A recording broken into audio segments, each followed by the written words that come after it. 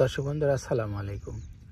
3 দিন নিম্নচাপের কারণে দেখুন আমাদের মাঠের পেঁয়াজের কি অবস্থা।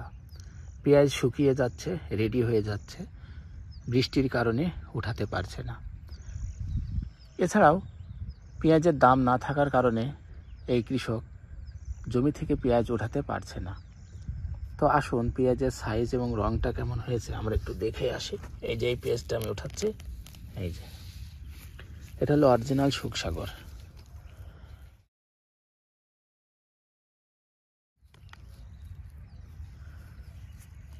গাছ একেবারে শুকিয়ে গেছে। এই অবস্থায় পেঁয়াজ যদি বাসায় নিয়ে যাওয়া যায় তাহলে পেঁয়াজ পচে যেতে পারে। পেঁয়াজ গাছ সহ ভালো করে শুকিয়ে বাসায় নিয়ে যেতে হবে এবং সংরক্ষণ করে রেখে দিতে হবে। যেহেতু পেঁয়াজের দাম নেই তাই সংরক্ষণ করে রাখায় বুদ্ধিমানের মতো কাজ হবে। পেঁয়াজ বিভিন্ন উপায়ে সংরক্ষণ করা যায়। আপনারা যে কোনো একটি পদ্ধতি বেছে নিয়ে পেঁয়াজ সংরক্ষণ করবেন।